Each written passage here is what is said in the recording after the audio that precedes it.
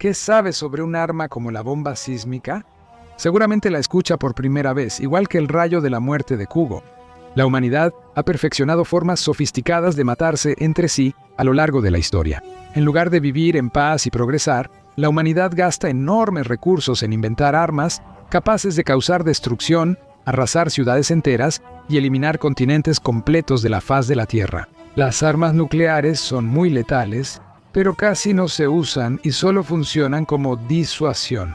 La gran mayoría de las guerras se libran con armas convencionales. Durante la Segunda Guerra Mundial, las fantasías de ingenieros y desarrolladores se volvieron realidad y sus proyectos extraños se tomaron en serio. En ese tiempo, no se contaba el dinero y el Estado en guerra lo daba todo por la victoria.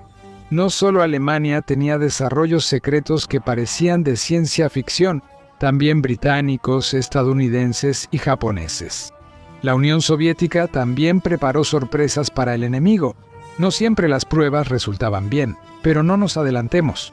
Historiadores de armas afirman que varios desarrolladores de los años 40 no estaban en sus cabales y algunos proyectos eran irrealizables, pues ignoraban las leyes de la física. Desde entonces, el mundo es más pragmático y calculador. Muchos tipos de armamento del pasado están prohibidos por convenciones internacionales y desaparecerán para siempre en la historia, quedando solo en los archivos de los servicios secretos. Los métodos modernos para matar no son menos efectivos, pero sí más triviales. Hoy hablaremos de las armas más inusuales de la Segunda Guerra Mundial. Lo más probable es que sea la primera vez que vean inventos como el mortero pala, ratas explosivas y el ampulómetro. También les contaremos sobre lo que desarrollaba el Tercer Reich en sus laboratorios secretos, así que asegúrense de ver este video hasta el final. Comenzamos. Tras la capitulación de Francia, el Reino Unido comenzó a equipar a sus agentes con armas experimentales. La mayoría de las investigaciones de esa época trataban de camuflar bombas como otros objetos. Mientras esconder un explosivo en una maleta o un jabón puede parecer creíble, colocar mecanismos en una rata resulta totalmente inusual. Las agencias científicas y laboratorios militares ingleses llenaban cuerpos de ratas muertas con explosivos plásticos. Al inicio, había varios objetivos, pero después la Administración Británica de Operaciones Especiales optó por esparcir ratas cerca de calderas alemanas. La lógica era la siguiente. El guardia veía una rata muerta y, queriendo deshacerse del cuerpo, la arrojaba al horno de la caldera. El objeto importante resultaba dañado por la explosión. Expertos afirman que la operación de los servicios especiales ingleses falló, ya que los alemanes interceptaron el contenedor con ratas y hallaron los explosivos. Quienes investigaron los cuerpos de los animales encontrados probablemente se sorprendieron por su contenido. Pero de una manera u otra, los sospechosos agentes de contrainteligencia alemanes iniciaron una verdadera cacería de roedores y se vieron obligados a gastar sus fuerzas en esta dirección en vano. Gracias a los ingleses, ya que las ratas estaban muertas y los científicos no experimentaron con animales vivos. Los estadounidenses fueron más allá. Sus especialistas crearon murciélagos incendiarios. ¿Suena inhumano? Los militares de Estados Unidos buscaban crear una bomba con 1000 compartimentos como viviendas para murciélagos mexicanos con pequeñas cargas incendiarias. Los murciélagos son capaces de transportar una carga que supera significativamente su propio peso, y cuando están en hibernación no requieren alimentación ni cuidados. Otra característica importante es que vuelan de noche y duermen de día. Los desarrolladores vieron estas características como ideales. Las ciudades japonesas serían invadidas por murciélagos asesinos. Se lanzarán los contenedores al amanecer desde 1500 metros. A la altura indicada se abría un paracaídas especial. La bomba se desaceleraba y dentro de ella se abrían las compuertas, después de lo cual los murciélagos salían en libertad. La terrible idea era que, según el plan estadounidense, los murciélagos buscarían refugio en techos de casas en un radio de 30 a 60 kilómetros. En el momento indicado, los temporizadores se activaban y los explosivos se encendían, lo que provocaba una avalancha de incendios en cientos de lugares al mismo tiempo. En esa época, las casas japonesas solían ser de madera y materiales inflamables, por lo que una bomba podía incendiar una ciudad entera. La alta densidad de construcciones en las grandes ciudades de Japón lo agravaba. Tras varias pruebas exitosas, el proyecto fue cancelado, pero no debemos agradecer a los estadounidenses por dejarlo voluntariamente debido a su locura. Estados Unidos enfocó todos sus esfuerzos en crear la bomba atómica. Ahora hablemos de los técnicos japoneses. que buscaban sorprender a los estadounidenses con sus envíos. El arma, que sus creadores llamaron Fusen Bakudan, que en traducción significa globo de fuego, era un aerostato lleno de hidrógeno. Destaca la inventiva de los maestros asiáticos. Al globo se le ponían bombas, lastre y equipo especial. Un sistema especial de estabilización permitía que el Fusen Bakudan, llevado por las corrientes de aire, se mantuviera todo el tiempo a la altura establecida. Los japoneses tenían cuentas pendientes con Estados Unidos y como objetivo eligieron precisamente las ciudades estadounidenses. Tras 3 días de vuelo, el globo llegó a Estados Unidos y las bombas debían caer automáticamente. El primer paquete mortal de los asiáticos llegó a Estados Unidos en noviembre. En total, el país del sol naciente no escatimó en enviarle al enemigo más de 9,000 bombas incendiarias y muchos de estos globos lograron alcanzar su objetivo con éxito. En ese tiempo, hallaban restos de globos y equipo en distintas zonas de América. Si los creadores hubieran desarrollado y probado el dispositivo con éxito, una catástrofe en Estados Unidos habría sido inevitable. Finalmente, abandonaron la idea. Historiadores militares afirman que el Comité de Censura de Estados Unidos emitió una orden. Los expertos japoneses concluyeron en la prensa que los Fusen Bakudan no eran efectivos y que el proyecto fracasó.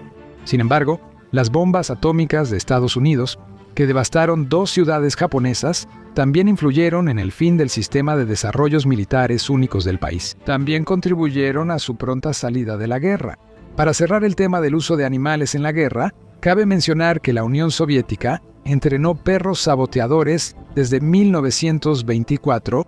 Durante la Segunda Guerra Mundial, los mineros de 4 patas se usaron ampliamente. Estos animales solían usarse contra tanques, por eso se les llamó perros antitanque. Según los estándares modernos, es poco probable que tales experimentos se consideren humanos. Había que detener a la Alemania hitleriana a cualquier costo, y los perros contribuyeron a la victoria sobre el fascismo. Los entrenaban para activar el detonador con los dientes bajo un tanque. Dicen que, a menudo, era prácticamente imposible hacer que el perro hiciera esto en condiciones de combate, por lo que el mando utilizaba una estrategia mucho más simple: simplemente hacer explotar al perro. Da miedo pensar cómo se sentían los entrenadores al enviar a sus perros a una misión sin regreso. Al final, nada es peor que la guerra.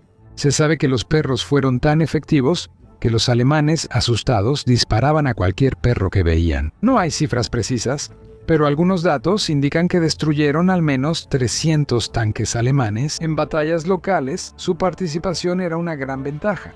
Historiadores de la Gran Guerra Patria señalan que durante la misión, los perros se distraían fácilmente y solían volver a sus entrenadores. Por supuesto, eso no auguraba nada bueno. Pasemos a los monstruos de hierro. Goliath, o mina autopropulsada, era un explosivo controlado a distancia para demoler edificios y destruir tanques.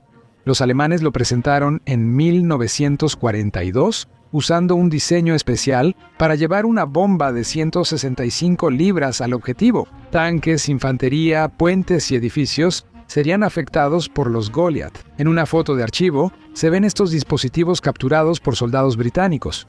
Pese a su nombre, el tanque medía solo medio metro de alto y metro y medio de largo. Sorprende que en los años 40 ya existiera control por cable de dispositivos complejos operados por una persona. El minitanque estaba conectado por un cable de 650 metros de longitud. Se descubrió que el cable era el punto más vulnerable, pues podía cortarse, así que se crearon minitanques controlados por radio. Es como un coche a control remoto. Pero este juguete puede destruir objetivos de varios metros cuadrados. Se fabricaron más de 4,600 dispositivos, incluyendo una versión mayor para transportar una bomba de 220 libras. En la práctica, los Goliath resultaron lentos, torpes y con carga útil insuficiente. La idea estaba adelantada a su época y en los años 40 la robótica no tenía las capacidades actuales. Pero los alemanes persistieron en creer en su invento. Algunos especialistas señalan el alto costo del dispositivo como la principal razón por la que pronto tuvieron que abandonarlo. Para abaratar el Goliath, los ingenieros cambiaron el motor eléctrico por uno de gasolina, pero esto redujo notablemente la eficacia en combate de la máquina. Se volvió mucho más ruidosa y visible. Expertos militares llamaron a estos mini tanques el arma más fallida de la Wehrmacht. Es una afirmación controvertida, ya que Alemania producía muchos desarrollos fallidos, por lo que es difícil elegir el peor armamento. Algunos aún se conservan en colecciones de millonarios y gente común, y varios están en excelente estado y funcionan bien. Desde el siglo XIX, los estados se han dedicado a crear armas con la capacidad de disparar desde detrás de una cobertura. La solución más simple y lógica a este problema fue la producción de ejemplares con cañones curvos. Durante mucho tiempo, los prototipos fallaban abiertamente en las pruebas, y los primeros intentos exitosos de implementar estas ideas ocurrieron solo en el siglo XX. En Occidente usaban boquillas especiales, mientras que en la Unión Soviética de los años 40 modificaron los cañones de las ametralladoras Goryunov y Kalashnikov para crear armas de cañón curvo. Después, varios tipos de armas de fuego también se sometieron a experimentos de curvatura. Las armas de cañón curvo iban a usarse en líneas fortificadas con búnkeres, pero el proyecto fracasó. El Tercer Reich también hizo desarrollos similares. En esta carrera armamentista, los alemanes tuvieron más éxito, y en 1943 estos dispositivos fueron entregados a las tropas y usados en combate en algunos lugares. El lanzador de ampollas tiene muchos mitos.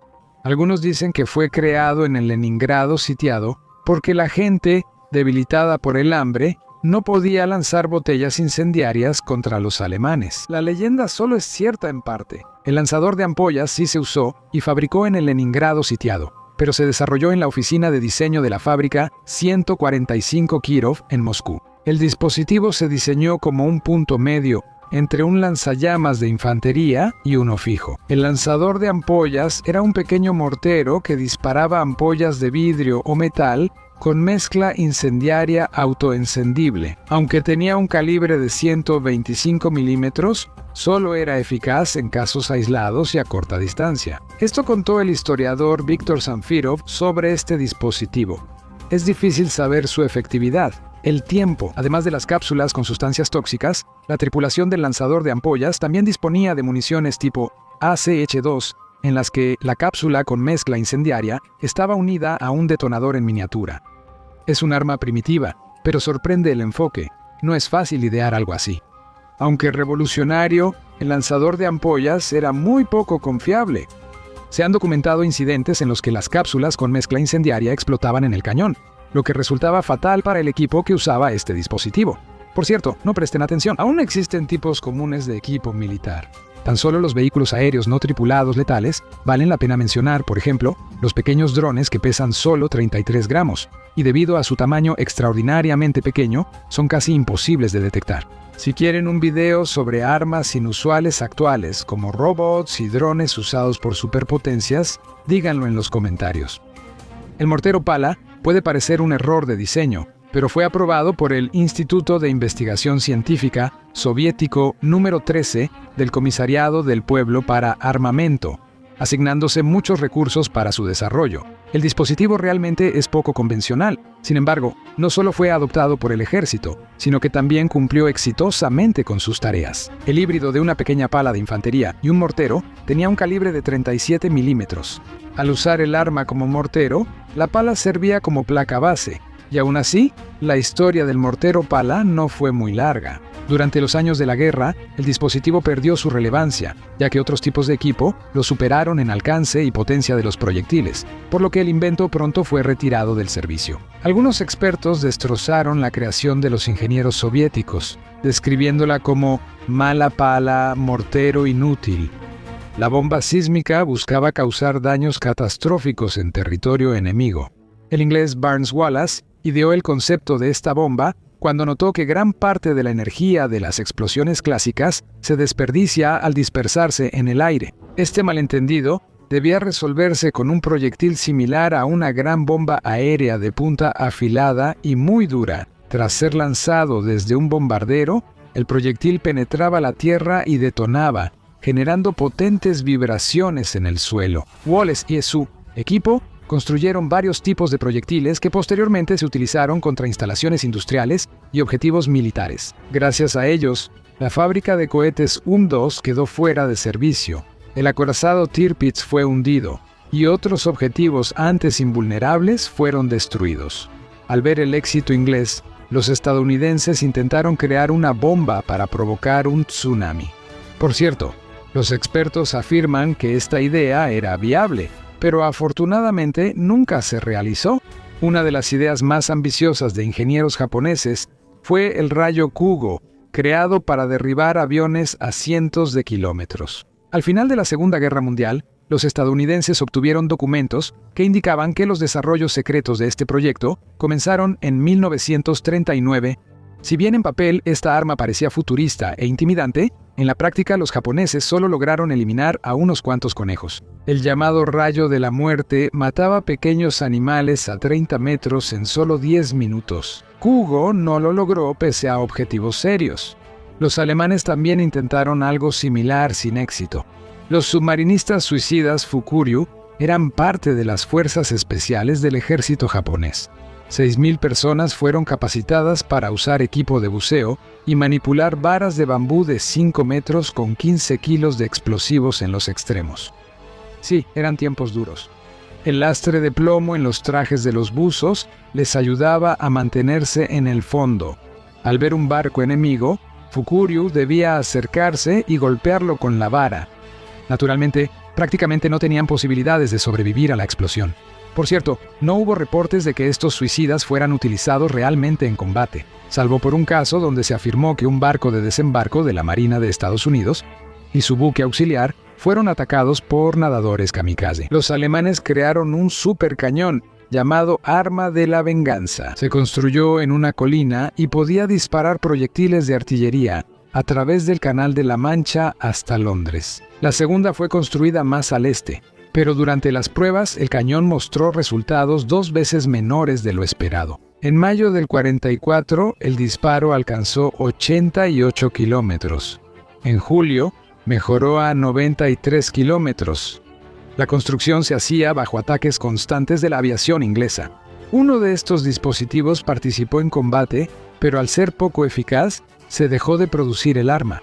Pero en 1945, la Alemania fascista enfrentaba problemas mayores. Uno de esos supercañones fue destruido por un piloto británico que lanzó una bomba en el búnker principal, matando a todo el personal. Restaurar el complejo de artillería de Londres era imposible, así que ningún proyectil de ese cañón llegó a Londres. Es sorprendente lo ingeniosa que era la mente de los científicos e ingenieros alemanes al inventar nuevas formas de destrucción y sometimiento de la humanidad. Si hubieran tenido éxito en varios de sus desarrollos, el curso de la historia habría tomado un rumbo completamente diferente.